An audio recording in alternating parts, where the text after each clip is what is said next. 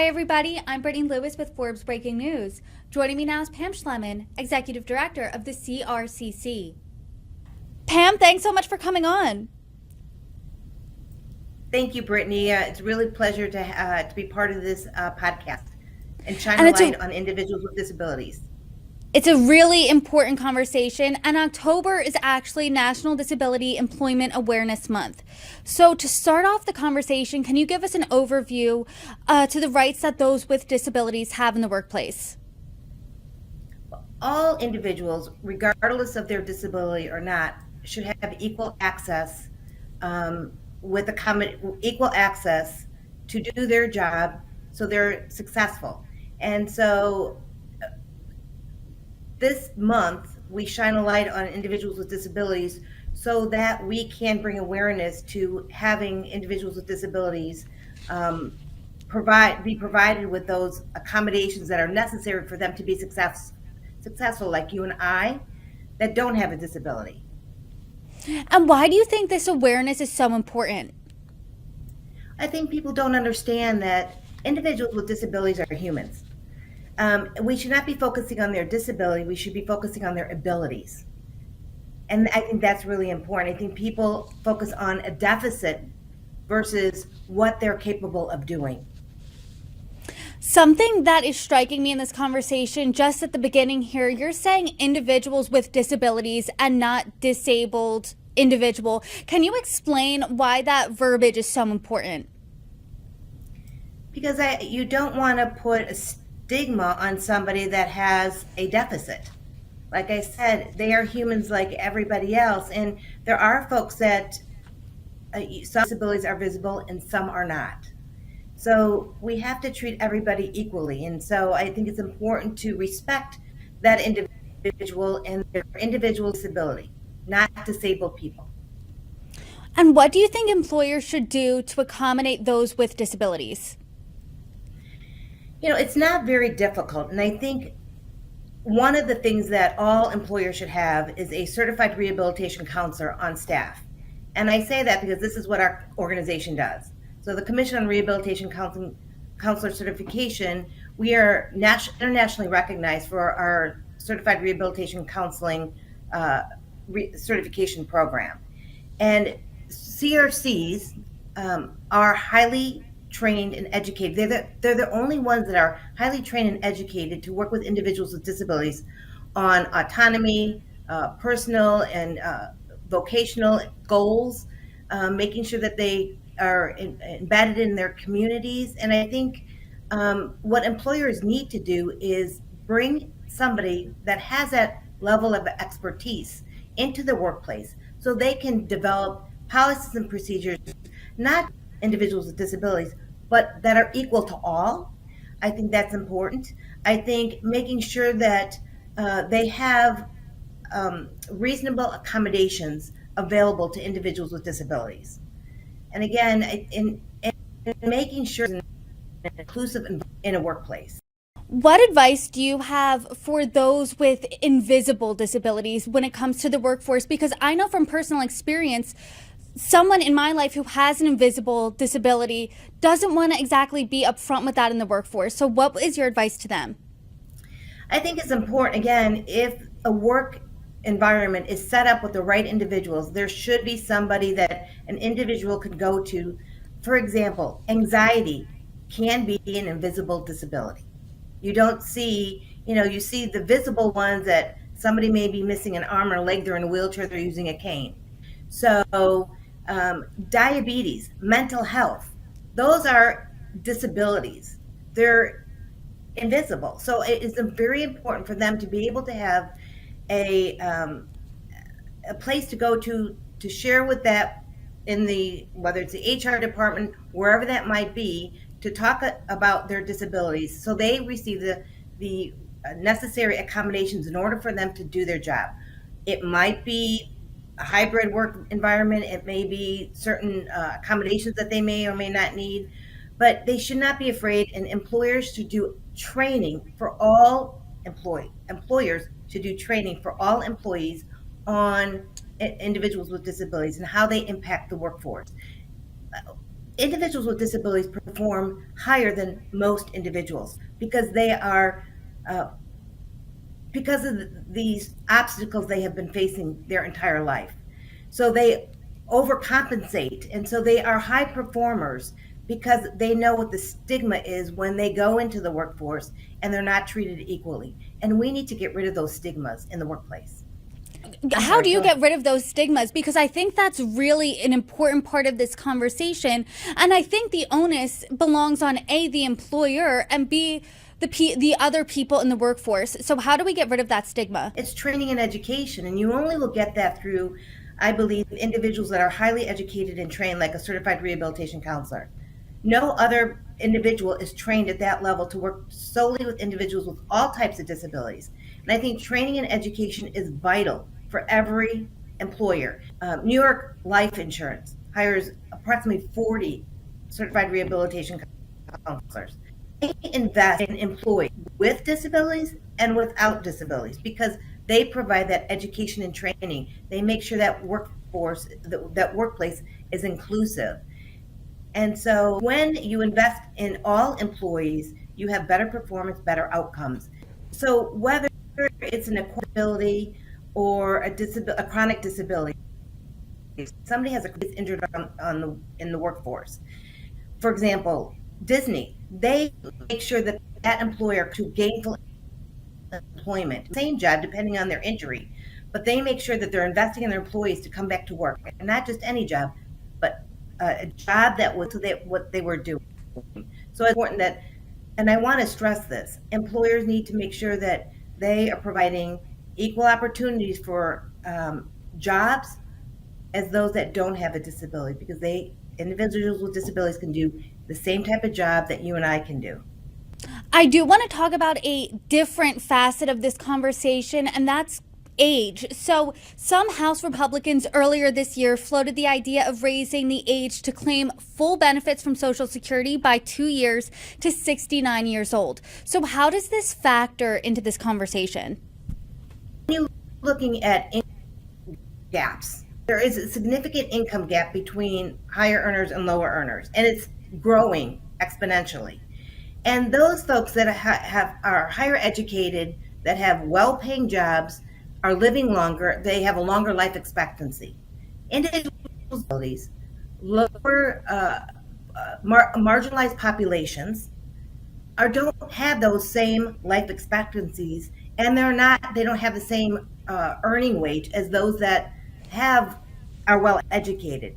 So will have I believe, a negative impact to go ahead and increase across the board the Social Security age, because not everybody will benefit from that. And I think that if there was, what they will do is, and I understand that policymakers are trying to make this Social Security sustainable for the future beneficiaries. But I think there has to be some caveats to how they do that, and how they and so marginalized populations and underserved populations, because doesn't work for everybody. What you're going to do, I believe, is you're going to fix one problem but cause another problem. I think there'll be an increased claims in Social Security benefits. So you're trading one for another.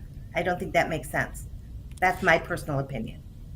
And from what you're describing, it kind of sounds like whack-a-mole. Like, okay, we have this problem solved, another one pops up. So how do you prevent that from happening? How do you end that whack-a-mole? Well, I think there has to be, it has to be bipartisan, whatever it is, whoever's at the table, and they really have to think about all populations, not just the wealth, not just the middle class, but those that are marginalized, because those individuals are always left off the conversation. And so I think that representation matters when they're looking at policy change, something this significant, and how this impacts the economy, but individuals, especially individuals with disabilities across the United States. An interesting statistic from the ADA says that more than 30% of Americans over the age of 65 have some kind of disability.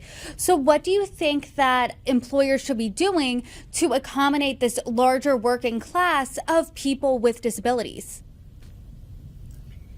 I mean, it is great to see, and I think through the advocacy efforts of many that have come before, there's been a lot of work to get gainful employment for individuals with disabilities. So it's wonderful to see employers hiring folks. We're still way behind where we need to be. When you look at the unemployment rate for individuals with disabilities or Black Americans, you'll see a significant gap. So, again, having the right leadership within an organization, I think, is vital to making sure the employer is bringing in people with all types of disabilities. And you said earlier in the conversation, something I jotted down was people with disabilities often feel left out of the conversation, and that is never good. So what do you think is missing from the national conversation when it comes to those with disabilities in the workforce? I don't think this is rocket science. I believe this is a lack of education. And there's been a lot of advocacy efforts towards with and for individuals with disabilities in all aspects of their life, especially employment. And I think that, again, you have to go back to education, or employers need to have leaders within their organization to debunk what individuals or what the general population or the general census is with about people with disabilities, that they're not able to perform as well, or whatever that might be. Accommodations are too expensive. We hear this all the time. Employers don't want to hire individuals with disabilities because accommodations are too high. The average accommodation is probably $300, and that's the ADA. So nominal expense that an employer has to invest in to make they bring in individuals with disabilities. And we're talking about diversity, equity, and inclusion. Every company should have a policy on that. How far along do you think we are for the vast majorities of companies in America to actually be not just talking the talk, but walking the walk that you're saying? I still feel like while there has been progress made, I still think there's a large gap still in that area. I really do. And how do you oversee that? You know, there's some wonderful companies out there doing some wonderful work in the space. There just needs to be more. And what's one company that we could look to? I know you mentioned Disney earlier, but is there any other example that you could point to and say, this company's doing it right, more companies should model off of that behavior? I think Boeing is another one. Amazon is another one. I mean, I know some large organizations large companies are investing because they have a large population of employees, excuse me.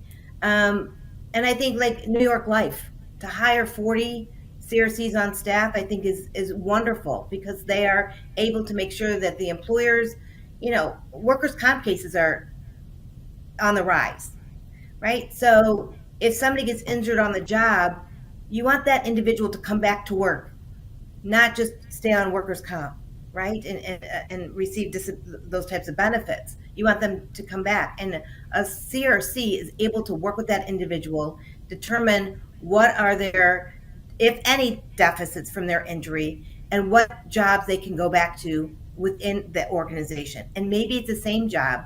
Maybe it's a job that's altered just a little bit. But if you look at, we have some great stories about the work that is being done at Disney. And so we applaud those companies that recognize the value of hiring somebody that has that skill set to work with individuals that have deficits.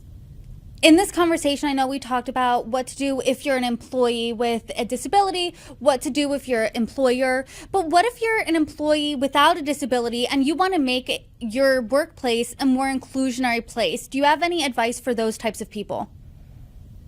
I think that's, we've seen some grassroots efforts within organizations. And I think if somebody is interested in making sure that there's policy around that. I would start with the HR department, get a team of your employees together, create a work group, and talk about this with your HR department. This is what is needed in our area. We see that there might be some deficits in that. We all know somebody, whether it's a friend or family member, that has a disability. 1 in 4 Americans have a disability. So if you think about it, I also have a family member with a disability. And certainly having somebody that has a disability, your eyes are your eyes are wider, your eyes are open wider to the fact of the barriers around these individuals. Whether it's walking somebody in a wheelchair and on a sidewalk and they're all uneven and you can't even do that, to reaching something in a grocery store. There's just so many barriers. And if we can start removing some of those barriers, especially in the workforce, that's one place we can start. And I think you don't have to have a disability to be an advocate for them. We all know somebody that does. Pam, I think that's really important. And I think it's important too that those who don't have disabilities really open their eyes and make it an inclusive environment for all. Pam Shlemon, I appreciate the conversation and your insights. I hope to have you back again soon. Thank you, Brittany. It's been a pleasure.